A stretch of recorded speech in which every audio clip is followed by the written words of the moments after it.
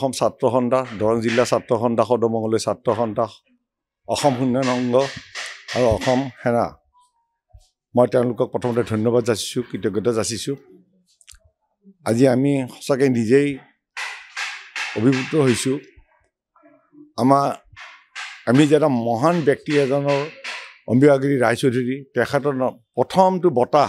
আমাক যে SRD গ্ৰুপক প্ৰদান কৰিছে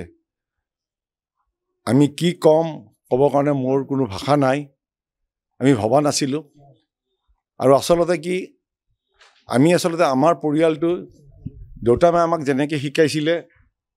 যে তহঁতে সদায় মানুহৰ লগত ধুনীয়াকৈ মিলি প্ৰীতি কৰি থাকিবি সমানে থাকিবি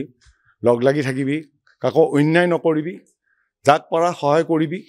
কিন্তু অন্যায় কাকো নকৰিবি ব্যৱসায়ীৰ ক্ষেত্ৰতো অন্যায় নকৰিবি কাৰোবাৰ পৰা মাল আনিছ পইচা নেদেখে নাথাকিবি দৰকাৰ হ'লে কেতিয়াবা তহঁতৰ যদি অসুবিধা হয় নিজৰ যদি কিবা মাটি বাৰীও থাকে তহঁতে বিক্ৰী কৰি হ'লেও কিন্তু ধাৰ মাৰিবি কিন্তু কাৰো পইচা নামাৰিবি ব্যৱসায়ৰ ক্ষেত্ৰত আৰু ৰাইজৰ লগত লগ হৈ তহঁতে কামবিলাক কৰিবি যিখন ঠাইতে থাক যিখন ঠাইত ৰাইজৰ লগত তহঁতে সদায় সহায় সহযোগ কৰি থাকিবি তেতিয়া দেখিবি তহঁতৰ কেতিয়াও বিপদ নাহে আৰু এইবিলাক কথা আমাক দেউতামাই সদায় কৈছিলে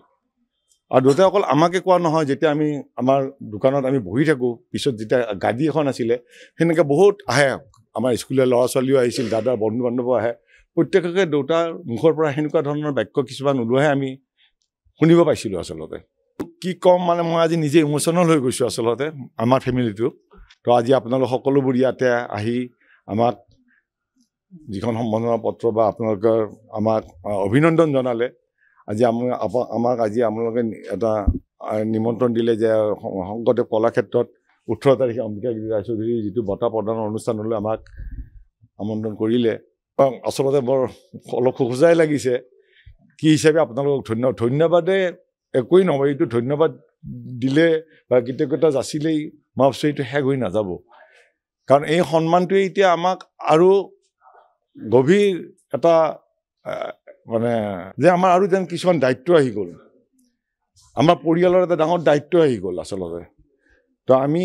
এই দায়িত্ব পালন কৰিব লাগিব যিটো আপোনালোকৰ ফালৰ পৰা ক'লে যে আপোনালোক সদায় আমাৰ লগত আছে আজি নহয় আগৰ পৰাই আপোনালোক ছাত্ৰ সন্থা বুলি ক'লে সদায় আপোনালোকে আমাৰ লগত সদায় আছে আৰু আমিও আপোনালোকৰ লগত আছোঁ আৰু আমি এতিয়াও আপোনালোকক কথা দিলোঁ আপোনালোকৰ লগত আমি সদায় থাকিম বিশেষকৈ ব্যৱসায়িক ক্ষেত্ৰত আমি আমাৰ ল'ৰা ছোৱালীখিনিক কেনেকৈ আগুৱাই নিব পাৰোঁ আমি আগবাঢ়ি যাব লাগিব আমি লগ হৈ কাম কৰিব লাগিব আমি উঠি অহা ল'ৰা ছোৱালী আৰু আছে এনেকুৱা বহুত তেওঁলোকক আনিব লাগিব ফিল্ডত ওলাই আনিব লাগিব আৰু আমি যদি লগ হৈ যায় এই কামবিলাক কৰিব পাৰোঁ ভাবোঁ আমাৰ অসম আমাৰ এতিয়া আগতকৈ বহুত উন্নতি হৈছে আৰু আমি আগুৱাই যাব পাৰিম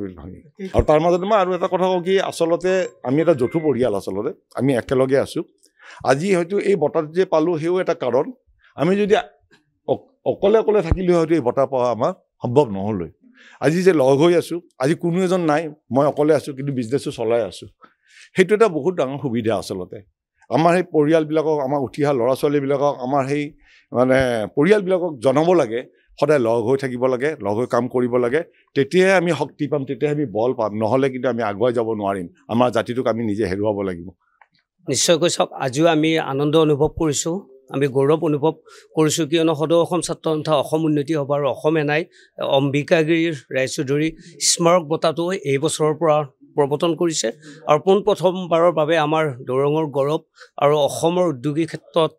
তেওঁলোকে স্বাৱলম্বিতাৰে নিজক প্ৰতিষ্ঠা কৰিবলৈকে সক্ষম হয় SRD গ্ৰুপে পালে আৰু সেই গতিকে আমি SRD গ্ৰুপক আজি সদৌ দৰং জিলা ছাত্ৰ সন্থাৰ পৰিয়ালৰ সৈতে তেওঁলোকৰ বাসগৃহত আহি এগৰাকী আমি সঞ্চালক মিণ্টু ডাঙৰীয়াক আমি লগ পালোঁ মাননীয় ৰাজীৱ কুমাৰ ডেকাক আমি লগ পালোঁ সাক্ষাৎ কৰি আমি অভিনন্দন জ্ঞাপন কৰিলোঁ আৰু 18 তাৰিখে যি কলাক্ষেত্ৰত এই বঁটা প্ৰদান কৰিব তাৰ কাৰণে আমি সদৌ দৰং জিলা ছাত্ৰ সন্থা অসম উন্নতি হ'ব আৰু সদৌ অসম ছাত্ৰ সন্থা হৈ আমি পুনৰবাৰ আমন্ত্ৰণ দিলোঁ আৰু এই পৰিয়ালটোৱে বা এই গোষ্ঠীটোৱে SRD গোষ্ঠীয়ে তেওঁলোকে স্বাৱলম্বিতাৰ ক্ষেত্ৰত যি ধৰণে কাম কাজ কৰি প্ৰতিষ্ঠা কৰিবলৈকে সক্ষম হৈছে সেইটো অসমীয়া জাতীয় জীৱনৰ কাৰণে এক আশাৰ ৰেঙনি আৰু অসমে যেতিয়ালৈকে আমাৰ খিলঞ্জীয়া লোকসকলে জাতীয় পুঁজি বা এটা অৰ্থনৈতিক বুনিয়াদ গঢ়িব নোৱাৰে তেতিয়ালৈকে অসমৰ জাতীয়তাবাদী হওক বা অসমৰ যি আমাৰ গৰিমামণ্ডিত